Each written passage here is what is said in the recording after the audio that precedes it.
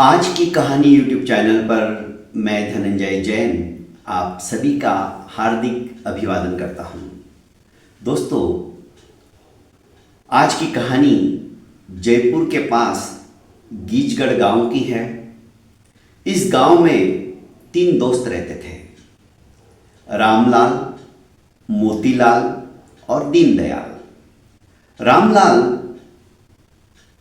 जो कि घोड़ों का व्यापारी था, मोतीलाल हीरा मानक मोती नीलम पन्ना जोहरी था, उनकी परख करता था, और दीनदयाल अपने पिता के पदचिन्हों का अनुसरण करते हुए, जो कि उसके पिता सरपंच थे, तो वो युक्ति युक्त उत्तरों से आने वाले जो भी समस्या लेकर उनके द्वार पर आते थे, समस्या का समाधान करने हेतु, ये उनका हल मिनटों में कर देता था।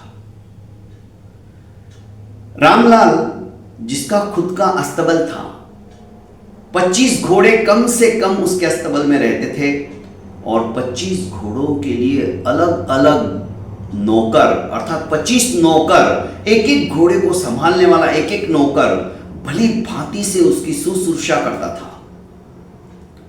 रामलाल का घोड़ों का व्यापार दिगंत के अंदर व्याप्त था, क्योंकि रामलाल ऐसे ऊंची नस्ल के घोड़े लाता था और मुंह मांगे दाम के अंदर वो बेच के भी आता था, और ऐसी जगह बेचता था जहां पर घोड़ों की कमतरता थी, इसलिए उसको बहुत अच्छा मुनाफा मिलता था। मोतीलाल, जिसका कि नाम पूरे जौहरी बाजार में जयपुर के छा गया था, हीरा मानक मोती नीलम, इसकी परख वो हाथों का स्पर्श करके ही बता देता था। सोने की चीज को भी उसे कसौटी के ऊपर कसने की जरूरत नहीं पड़ती थी, वो देखते ही बता देता था कि ये असली है या नकली।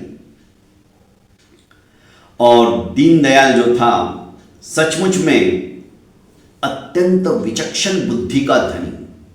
सामने वाला समस्या लेकर जो भी उनके दरवाजे पर आ रहा है, द्वंद्वी प्रतिद्वंदी, उसमें से कौन सही है कौन गलत है, वो देखते ही बता देता था। उसका व्यवहार कैसा होना चाहिए, उसका आचरण कैसा होना चाहिए, उसकी बोली से ही ये सब कुछ बता देता था। फलस्वरूप समस्या लेकर दीनदयाल के पिताजी तक पहुंचने की नौबत ही नहीं आती थी लोगों को, और वहीं दूध का दूध और पानी का पानी करने में दीनदयाल माहिर हो गया था। पिताजी को भी अपने बेटे दीनदयाल पर गर्व था। कालांतर में तीनों मित्र एक उद्यान के अंदर मिलते हैं, तो मोतीलाल कहता है कि देखो भाई, ये जो मनुष्य जन्म हमें प्राप्त हुआ है ना, अनंत पुण्यवानी के पश्चात प्राप्त हुआ है। हम बचपन के साथी हैं और हमारा प्रेम निस्वार्थ भावना से परिपूर्ण है। सभी अपने अपने घर में संपन्न है, खुशहाल है। हमारी किसी से कोई अपेक्षा नहीं रही आज तक, और यही कारण है कि हमारी दोस्ती की दुहाई पूरे गीजगढ़ के अंदर व्याप्त है। पर मैं चाहता हूं कि अब हम तीनों ये व्यापार वगैरह जिंदगी भर चलता ही रहेगा। जब तक जीवन है तब तक काम से हम जी चुरा नहीं सकते, पर उस राम को भी जवाब देना है। इसलिए कुछ ना कुछ भगवत भक्ति हो जाए, तीर्थाटन हो जाए, हम विभिन्न विभिन्न तीर्थ क्षेत्रों के अंदर जाकर पूजा अर्चना करें, तीर्थ यात्रा करें, दान पुण्य करें, जिससे कि यह जीवन हमारा सफल हो जाए। दीनदयाल बोल रहा है कि बहुत अच्छे विचार है मोतीलाल तुम्हारे, पर क्या हम इतने दिनों तक सब कुछ व्यापार छोड़कर तीर्थ यात्रा करने को निकल सकते हैं? रामलाल ने कहा, यदि हमने ठान लिया तो क्या नहीं कर सकते। और ये समझना हमारी बहुत बड़ी भूल है कि हम है तो हमारा सब कुछ परिवार चल रहा है। ऐसा नहीं होता है। आज हम तीनों में से कोई चला जाएगा तो इसका मतलब उसका परिवार समाप्त हो जाएगा, ऐसा कभी नहीं हुआ है ना होगा। यह संसार का चक्र है, चलता ही रहता है। पर इसमें से हमें अपने जीवन के अभ्युत्थान के लिए, जैसा कि मोतीलाल कह रहा है, कुछ ना कुछ धर्मोपार्जन कर ही लेना चाहिए। तीनों ने निश्चय किया, अमुक तिथि के ऊपर तीनों की तीनों निकल गए। करीब 1 महीने की उनकी तीर्थ यात्रा थी। 15-20 दिन हो गए होंगे। काफी तीर्थ क्षेत्रों के अंदर जाकर इन्होंने पूजा अर्चना, भक्ति, दान सब कुछ किया। वापस लौटने के समय एक सराय के अंदर वे रुके हुए थे। उस सराय में करीब करीब रामलाल, मोतीलाल, दीनदयाल की तरह 50 यात्रीगण भी आकर रुके हुए थे। अचानक मध्य रात्रि में सराय के अंदर आग लग जाती है और उस आग में इस तरह की जो विषैली गैस रहती है वो द्रवित हो जाती है, वो फैलने लगती है। फलस्वरूप लोगों को बचाने के चक्कर में रामलाल, मोतीलाल, दीनदयाल, इनके आंखों के अंदर वो जहरीली गैस जाने लगती है। कई लोगों की आंखों में भी, जो नींद में से जैसी चिल्लाते हैं आग आग आग, खोल के देखने लगते हैं आंखें, तो चारों तरफ धुआं ही धुआं, और वो विषैली गैस कतिपय लोगों की आंखों में चली गई, जिससे कि उनकी दृष्टि ही समाप्त हो गई।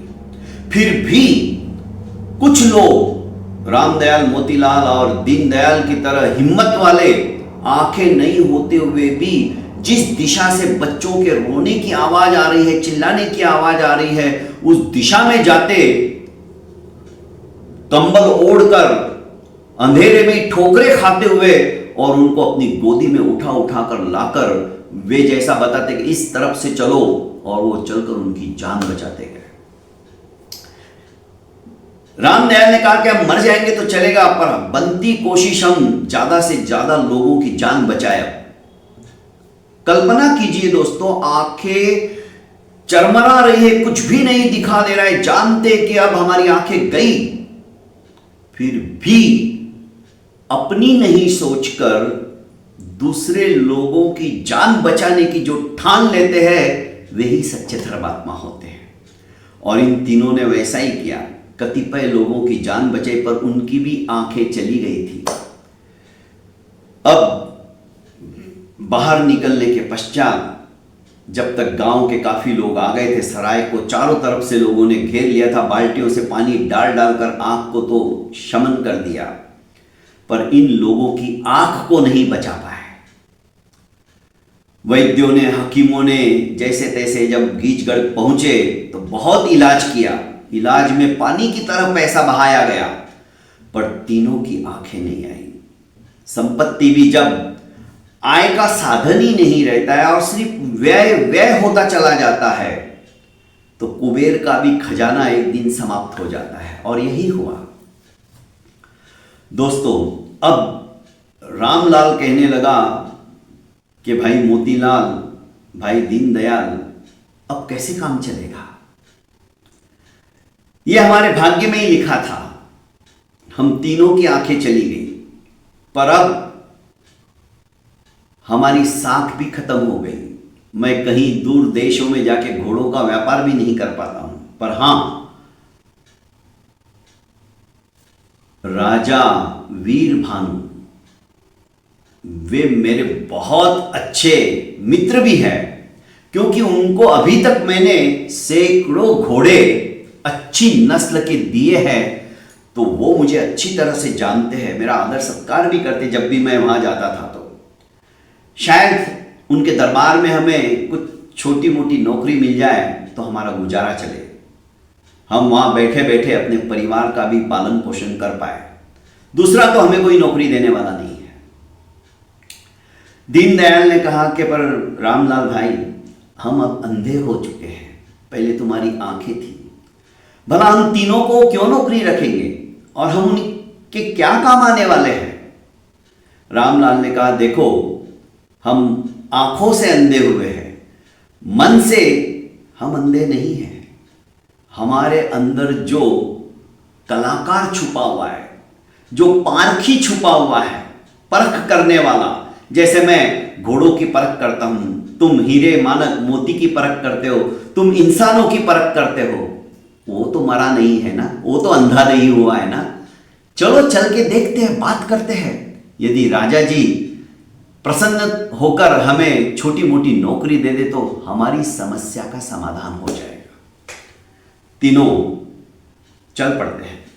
महाराजा वीरभान के दरबार में जब रामलाल को वीरभान देखते तो अचानक पूछते कि रामलाल क्या बात है, बड़े वर्षों के बाद आए और तुम आंखें कैसे क्या खो चुके।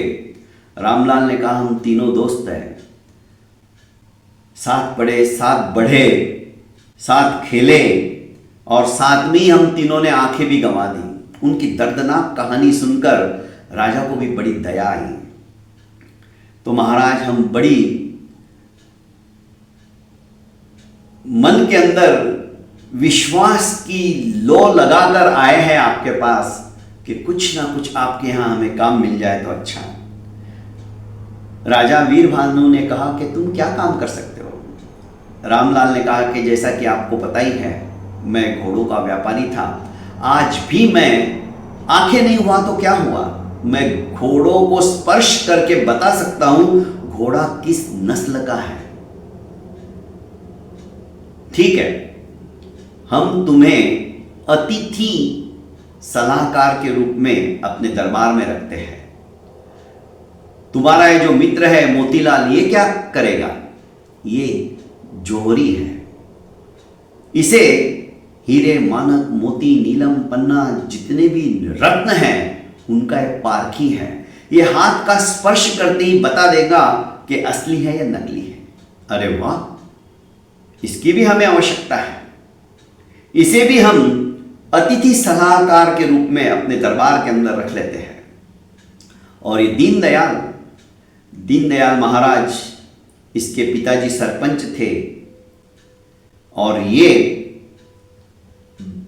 उन्हीं की छत्र छाया में बड़ा होकर सटीक न्याय करने में माहिर है। आप तक समस्या को आने ही नहीं देगा। छोटे मोटे गांव की समस्याओं का समाधान जो वहां के लोगों का रहता था, झगड़े होते थे, ये युक्ति युक्त सुलझा देता था। और इसे आदमियों की भी परख है। आदमी देखकर, उसकी बातें सुनकर, उसका आचरण, उसका व्यवहार देखकर ये बता देता है कि आदमी कैसा है, उसका ये पारखी है। राजा ने कहा ये तो हमारे बहुत काम का है, कई समस्याओं से युक्त हमारा देश निपटारा करते करते थक जाते हैं, ये तो बहुत अच्छी बात है। दीनदयाल भी हमारे अतिथि सलाहकार के रूप में राजभवन में ही रहेंगे। मंत्री को आदेश दिया कि इनके रहने की, खाने की सभी व्यवस्था आप कर दीजिए। एक बार राज दरबार के अंदर एक व्यापारी आया, घोड़ों का व्यापारी, एक बहुत सुंदर घोड़ा लेकर आया और वो राजा को घोड़ा बेचना चाहता था। राजा वीरभानु को उसने जब घोड़ा दिखाया तो वीरभानु भी उस घोड़े को देखकर मोहित हो गए, क्योंकि उसकी कद काठी जबरदस्त थी। ऐसा घोड़ा राजा ने आज तक नहीं देखा था। राजा का मन हुआ कि बस मेरी अश्वशाला के अंदर ये घोड़ा तो होना ही चाहिए। पूछा गया व्यापारी से, बोल भाई इसकी क्या कीमत? तो उसने कहा 10,000 स्वर्ण मुद्राएं। राजा ने कहा 10,000 स्वर्ण मुद्राएं ज्यादा नहीं है महाराज, ये घोड़ा साधारण घोड़ा नहीं है, ये अरबी घोड़ा है और इसके जैसा जातिवान घोड़ा, असली नस्ल का घोड़ा आपको संसार में नहीं मिलेगा। राजा को अचानक अपने रामपाल की याद आई। मंत्री को कहा कि रामपाल को बुला के लाओ। रामपाल आया और रामपाल को कहा गया कि ये घोड़ा महाराज खरीदना चाहते हैं, कैसा रहेगा? व्यापारी हंसने लगा, ये अंधा आदमी क्या बताएगा। राजा ने हाथ से इशारा कहा कि चुप रहो। रामपाल ने उसकी परवाह नहीं की और घोड़े को चारों तरफ से हाथ फेरने लगा, इस तरह से टटोल टटोल कर देखने लगा जैसे कोई बहुत बड़ा पारखी हो, जैसे डॉक्टर नब्ज देखकर अनुमान लगाता है। ठीक इसी तरह से रामपाल भी उस घोड़े को कभी पेट पर, कभी उसके कंधे पर दबा दबा कर देख रहा था। करीब आधे घंटे के परीक्षण के पश्चात महाराज वीर भानु की तरफ मुखातिब होकर रामपाल कहने लगा कि महाराज, ये घोड़ा आपके लिए कतई उपयुक्त नहीं है। राजा ने कहा, कैसे? ये घोड़ा कितना अच्छा दिख रहा है। हाँ महाराज, दिखने में ये घोड़ा एकदम ऐसा दिख रहा होगा मानो संसार में इसके जैसा घोड़ा ही नहीं हो, पर ये घोड़ा मुश्किल से 1 किलोमीटर भी भागेगा ना, थक जाएगा। और आज तक इस घोड़े के ऊपर किसी ने सवारी नहीं की है, क्योंकि ये घोड़ा, ये कह रहा है अरबी देश का है, ये अरबी देश का नहीं है। ये घोड़ा दरअसल इसकी परवरिश अरबी घोड़े की तरह की गई है, पर अरबी नहीं है, क्योंकि अरबी घोड़ा जातिवान घोड़ा होता है। और इस घोड़े के कंधे के ऊपर जहां पर हम काठी डालकर बैठते हैं, उसके ठीक नीचे मैंने स्पर्श किया, दबाया, तो ये थरथराने लगा था।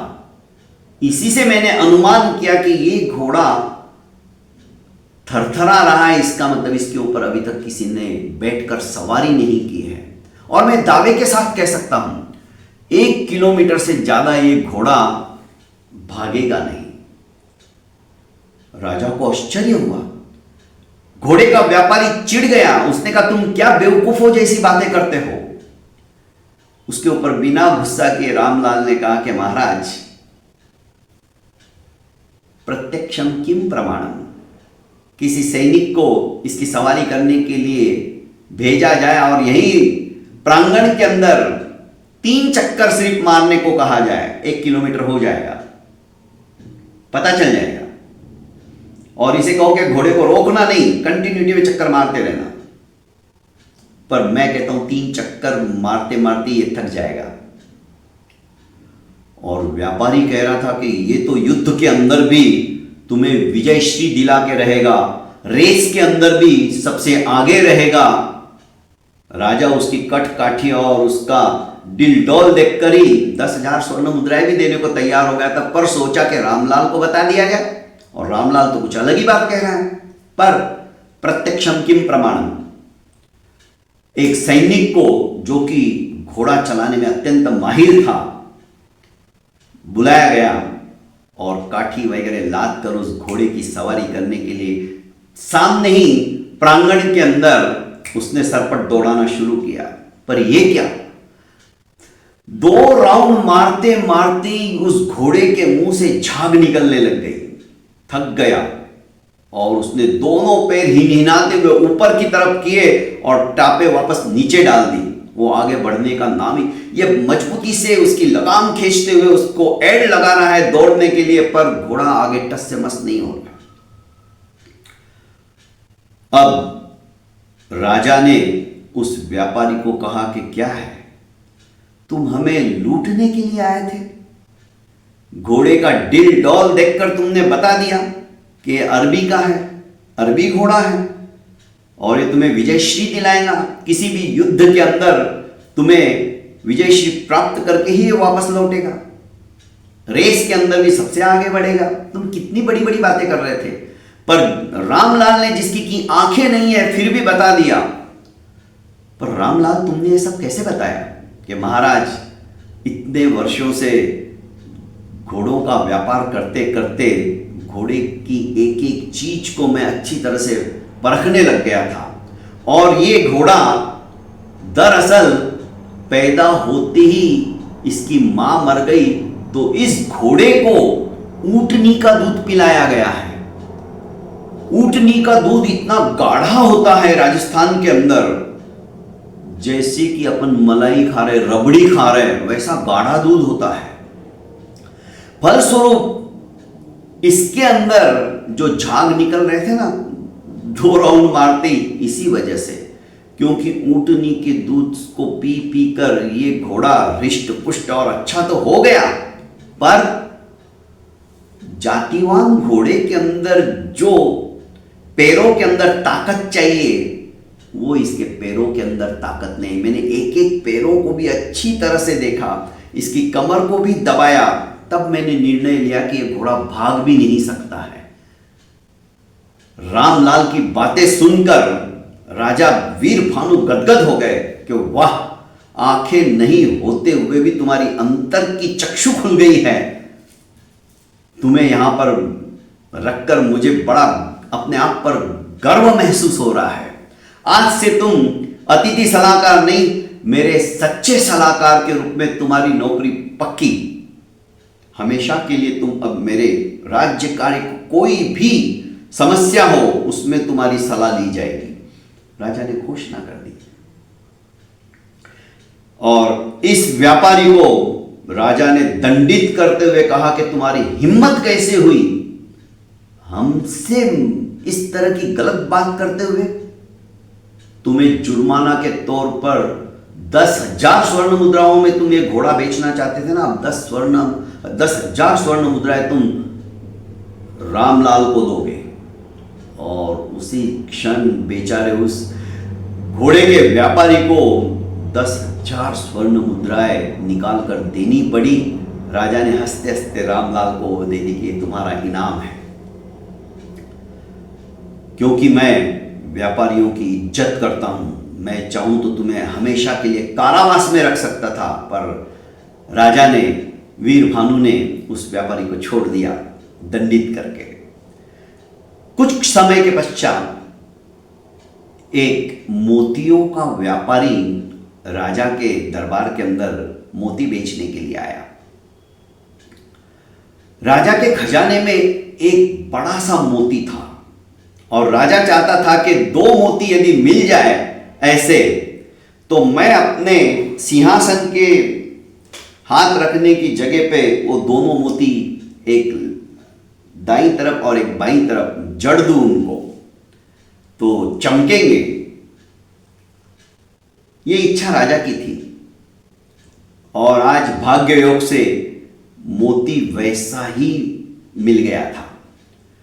इस मोती विक्रय व्यापारी ने भी कहा कि ये मोती मैं आपको 10,000 स्वर्ण मुद्राएं में दूंगा। राजा ने कहा इतना महंगा? पर मोतीलाल की याद आ गई। मोतीलाल को बुलाया गया। मोतीलाल ने कहा कि महाराज, ये मोती 10,000 का तो मुझे लगता नहीं, फिर भी आप मुझे बताइए। महाराज ने कहा ऐसा ही एक मोती अपने खजाने में भी है। मोतीलाल ने कहा कि उसे भी मंगाइए। इस हाथ में उसने असली मोती रखा जो राजा के खजाने में था, और इस हाथ में उसने ये व्यापारी का जो असली मोती बोल रहा था वो रखा। दोनों को देखा और चंद क्षण के अंदर ही राजा को कहा कि महाराज एक बड़ा सा पत्थर मंगाइए। उसने मोती रखा और व्यापारी को ही कहा कि इस मोती को पत्थर मार के आप मारो। व्यापारी बोलने लगा क्या कर रहे हो? जो मैं कह रहा हूं वैसा करो। असली मोती के ऊपर जब पत्थर मारा उस व्यापारी ने, तो मोती टच होके दूर जा गिरा। मोती को खरोच तक नहीं है। अब मोतीलाल ने कहा ये आपका मोती है, इसके ऊपर भी वैसे ही पत्थर मारो। व्यापारी ने मारा तो चूरा चूरा हो गया। अब राजा वीरभानु कहने लगे ये क्या हुआ? कि महाराज जो आपका असली मोती था उस पत्थर का स्पर्श करते ही छिटक गया, दूर जाकर गिरा, पर उसको खरोच नहीं है क्योंकि वो असली है। और नकली मोती इसका तो चूरा चूरा हो गया। ये मोती नकली है, असली नहीं है, इसीलिए चूरा हुआ। अब राजा को बड़ा गुस्सा आया। उसने कहा कि महाराज मुझे माफ कर दीजिए, मुझे छोड़ दीजिए, मुझे पता ही नहीं था। पर जब राजा ने बुरी तरह लताड़ा और कहा कि तुम्हें जुर्माने के रूप में 100 स्वर्ण मुद्राएं देनी पड़ेगी तो ही तुम्हारा छुटकारा होगा, बेचारे उस व्यापारी को भी 100 स्वर्ण मुद्राएं राजकोष में जमा करने का आदेश मिल गया। पर राजा ने राजकोष में जमा करने के बजाय मोतीलाल को दिया और कहा कि तुम ही अपनी स्वर्ण मुद्राएं घर भेज दो, तुम्हारी भी नौकरी आज से पक्की, तुम भी मेरे विशेष सलाहकार के रूप में रहोगे। अब राजा सोचने लगा, दोनों रामलाल और मोतीलाल सचमुच में अद्भुत, क्या इनकी प्रतिभा है, और ऐसे प्रतिभाशाली प्रतिभा संपन्न व्यक्ति मेरे राज दरबार की शोभा बढ़ा रहे हैं। दीनदयाल की भी परीक्षा हो जानी चाहिए। तो दीनदयाल को एक दिन महाराज वीरभानु ने बुलाकर कहा कि दीनदयाल, तुम्हें रानी के बारे में मुझे बताना है। तो दीनदयाल ने कहा कि महाराज, रानी को आप आदेश दे दो कि दीनदयाल अपने ही राजभवन में रुका हुआ है, वो जब भी तुम्हें बुलाए दासी को भेजकर तो तुम चली जाना, वो तुम्हें कुछ पूछना चाहता है, तुमसे वार्तालाप करना चाहता है और ये मेरा आदेश है। ठीक है। 2-3 दिन के पश्चात दीनदयाल ने उसकी सेवा में जो दासी थी उसे कहा कि महारानी जी को लेकर आओ ससम्मान। तो दासी को महारानी बोली कि तनिक रुको, मैं तैयार होके जाती हूं। करीब 2-2.5 घंटे हो गए। दीनदयाल ने फिर से उस दासी को भेजा तो कहा कि अभी मेरा श्रृंगार बाकी है। उसमें 2-3 घंटे उसने व्यतीत कर दिए। फिर कहा कि मैं वस्त्र परिधान करके आती हूं। इस तरह से टाइम व्यतीत करने लगी। ठीक है, आती है और जब दीनदयाल ने कहा कि आपने बहुत विलंब कर दिया, जबकि आपको पता है कि मैं दृष्टिहीन हूं, फिर भी आप कभी श्रृंगार करने में, कभी वस्त्र परिधान करने में इतना समय लगा दिया। अब तो जो विशेष चर्चा मुझे करनी चाहिए थी वो भी मैं भूल गया हूं। अरे तुम कैसे व्यक्ति हो, तुम कैसे भूल सकते हो? रानी उसके ऊपर झल्लाने लगी। कोई बात नहीं, जब तुम्हें याद आ जाए तो मुझे बताना, पर मैं अपने हिसाब से ही तुम्हारे पास आऊंगी। पर एक बात मुझे आप बताइए महारानी जी, नेत्रहीन होते हुए भी आपको मेरे सामने श्रृंगार करके आने की क्या आवश्यकता थी? मैं तो आपको देख ही नहीं पा रहा हूं। श्रृंगार तो चरित्र का होता है और आप सज धज कर मेरे पास आने लगी। आपको समय का भान तो होना चाहिए। मुझे भी राजकारण के दूसरे कार्य भी करने पड़ते हैं। मैं सिर्फ कुछ वार्तालाप करने के लिए, आपसे मुखातिब होने के लिए आपको मैंने बुलाया था। रानी बोलने लगी, तुम्हारी हिम्मत कैसे हुई इस तरह से मेरे से बातें करने की? तुम जानते नहीं हो मैं कौन हूं। और रानी अपने अहंकार के अंदर जो मन में आया बोलने लगी। ये सब कुछ बुलवा रहा था ताकि उसका व्यवहार, उसका आचरण, उसका चरित्र क्या है ये उसके बोलने से मालूम पड़ता था। मैं क्षमा चाहता हूं कि मेरी आपको बातें गुस्ताखी के रूप में लगी। खैर, राजा को भी रानी ने कहा कि किस व्यक्ति ने मेरे को बुलाया था और वो इस तरह से क्यों सवाल पूछ रहा था, पर राजा कुछ नहीं बोले। राजा ने दीनदयाल को बुलाया कि भाई बताओ क्या बात है। दीनदयाल ने कहा कि महाराज, आपकी रानी कुलवान नहीं है। क्या बात करते हो? हाँ, जो जितना बड़ा होता है उसमें उतनी ज्यादा विनम्रता आती है। विनम्रता के लक्षण है वो रानी में मुझे कहीं से भी दिखाई नहीं दिए। उल्टा आने के बाद में पूछ लेगी क्या काम है, क्यों मुझे बुलाया तुमने, तुम नहीं आ सकते थे क्या मेरे पास। ठीक है, उनका व्यवहार और कुछ बातें मैंने ऐसी की जिससे कि मुझे नहीं लगता है कि रानी कुलवान है। अब इसका निर्णय कैसे किया जाए? निर्णय एक ही है महाराज, रानी जहां से आप इसको ब्याह कर लाए हो उसके असली माता पिता ही ये बात बताएंगे। अब राजा ने अपने दो विश्वस्तों को भेज दिया राजा जी के पास और कहा कि इस तरह से सवाल करना है। दूत गए वहां पर और कहा कि महाराज बहुत खपा है, महाराज को सब कुछ पता चल गया है, बताओ ये रानी कौन है। तब डरते डरते राजा ने कहा कि देखो हमारी इकलौती राजकुमारी थी, विवाह के पहले ही वो मर गई और हम आपसे वचन दे चुके थे कि मेरी बेटी के साथ आपका विवाह होगा। आपका राज्य बहुत बड़ा है और हम यदि मुकर जाते और ऐसा भी कहते कि नहीं हमारी बेटी मर गई तो आप विश्वास नहीं करते।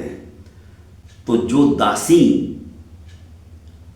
इस बच्ची के साथ में हमेशा हमारी राजकुमारी के साथ में दासी की लड़की भी खेलती थी और उसी के साथ रहती थी, वो भी रूपवान सौंदर्यवान थी। तो हमने सिर्फ और सिर्फ ये बात उसी को कहा कि मेरी बेटी के जगह तुम्हारी बेटी का मैं विवाह करवा देता हूं, ये मेरी बेटी की तरफ। पर हमारे घनिष्ठता, हमारे जो संबंध है उस राज्य से वो छिन्न भिन्न नहीं होंगे और दासी की बेटी के साथ आपका विवाह करा दिया गया था। ये जानती है, पर हमने कहा था कि ये भेद सिर्फ भेद ही रखना, पता नहीं आपको कैसे पता चल गया। अब राजा ने जब सुना तो आश्चर्यचकित हो गया। दीनदयाल तुमने इतने बड़े गहरे भेद की बात बता दी जो कि मुझे भी आज तक पता नहीं चली। कि महाराज महारानी का व्यवहार ही ऐसा था, ये कोई दासी पुत्री ही कर सकती है। दासी पुत्री ही वारंवार इस तरह से श्रृंगार करती है क्योंकि उसको इस तरह से श्रृंगार करने का वो हमेशा राजकुमारी को देखती होगी, पर उसे तो ये सब श्रृंगार करने को मिलता ही नहीं होगा। महारानी का आधा समय अपने आप को संवारने में, सजाने में, धजाने में और श्रृंगार करने में ही व्यतीत होता है। इसीलिए उन्होंने आने में विलंब किया, ये पहली बात। दूसरी बात, उनका व्यवहार, उनका आचरण, उनका बोलना, सब कुछ, जिसे पद दे दिया गया हो बड़ा, जो जमीन पे है उसे अहंकार तो आ ही जाता है। वो अपने आप को आसमान में उड़ता हुआ देखना चाहता है, वो जमीन पे देखना ही भूल जाता है। छोटे मोटे लोग उसके लिए कुछ मायने ही नहीं रखते हैं। ये सब कुछ रानी के मुंह से झलक रहा था, इसीलिए मैंने ऐसा किया। ये बात महामंत्री के सामने हो रही थी। महामंत्री भी गदगद हो गया। राजा ने महामंत्री को कहा कि इन्हें भी, दीनदयाल जी को भी हमारे विशिष्ट सलाहकार के रूप में रख दिया जाए। जब कुछ दिनों के पश्चात राजा के मन में आया कि मंत्री कैसा है अपना, उसके बारे में विचार विमर्श किया जाए दीनदयाल से। तो दीनदयाल को पूछा कि मंत्री जी कैसे हैं, उनके बारे में कुछ बताओ।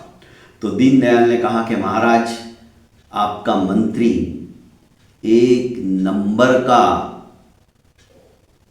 पत्नी के पीछे पागल होने वाला है। राजकाज की बातें, राजघराने की बातें जा जाकर अपनी पत्नी से बता देता है। यही कारण है कि आपकी महारानी दासी पुत्री है। ये बात करीब करीब बड़े बड़े वरिष्ठों के कानों तक भी पहुंच चुकी है।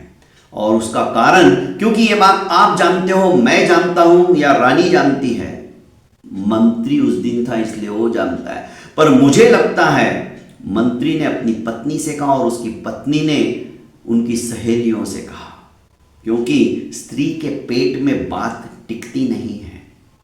पर मंत्री को यह चाहिए था कि वो राजघराने की बात गोपनीय रखे। पर मंत्री ने ये नहीं किया है। आप पूछिएगा, मंत्री को बुलाया गया, मंत्री को बुरी तरह से डांटते हुए कहा कि मैं तुम्हें कारावास में डाल दूंगा, सच सच बताओ तुमने ये बात किस किस को कही। मंत्री ने कहा कि महाराज मैं सच कहता हूं, अपनी पत्नी के अलावा मैंने किसी को नहीं कहा। बात सिद्ध हो गई।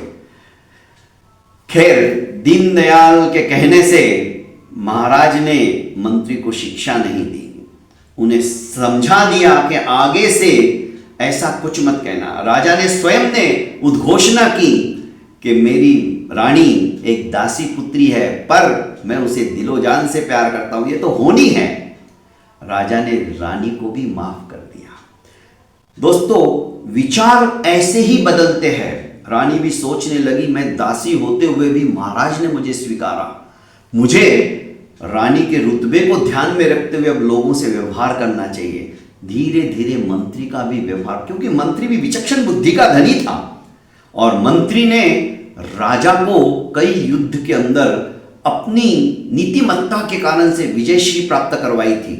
फलस्वरूप मंत्री के भी विचार, जो जो खामियां थी, वो सब समाप्त हो गई।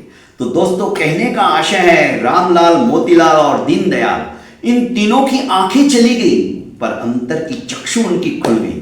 और जो व्यक्ति अंतर से देखता है ना दोस्तों, उसी का जीवन सफल हो जाता है। बाहरी दृष्टि से भगवान को मत देखो, उनकी प्रतिमा को मत देखो, भीतर की आंखों से जिस दिन हमने भगवान को देखना शुरू कर दिया और अपने हृदय के आसन पर आसनस्थ कर दिया, तो दोस्तों सचमुच में जीवन का कायाकल्प हो जाएगा। जैसे कि मोतीलाल ने कहा था कि मनुष्य जन्म मिला है, पर कुछ ना कुछ सत्कर्म कर लिया जाए। अब इनको भरपूर राजा के दरबार के अंदर जो कुछ मिलता था, रामलाल, मोतीलाल और दीनदयाल तीनों दोस्त मुक्त हस्त से गरीबों की सेवा में उस धन को लगा देते थे। अपने परिवार का पालन पोषण करते हुए भी बची हुई धनराशि को इस तरह से व्यय करते थे ताकि लोगों का भला हो जाए। समाज में लगाते थे, समाज के सत्कार्यों में लगाते थे, भूखों को भोजन कराने में लगाते थे, प्यासों को पानी पिलाने में लगाते थे, और जो असहाय हैं उनकी सहायता के अंदर वो नियोजित करते थे। दोस्तों, हम भी अपने जीवन को सुंदर और सफल बनाना चाहते हैं, तो हमें भी इस कहानी से शिक्षा लेकर अपने जीवन को निर्माण करने की दिशा में अपने कदमों को बढ़ाना होगा। यदि हम भी ऐसा करेंगे तो सचमुच में मनुष्य जन्म सफल एवं सार्थक हो जाएगा। बहुत बहुत धन्यवाद दोस्तों। मेरे इस आज की कहानी YouTube चैनल को आपने अभी तक लाइक, शेयर एवं सब्सक्राइब नहीं किया तो कर लीजिए, और ज़्यादा से ज़्यादा अपनों को शेयर कीजिए। बहुत बहुत धन्यवाद। प्रणाम।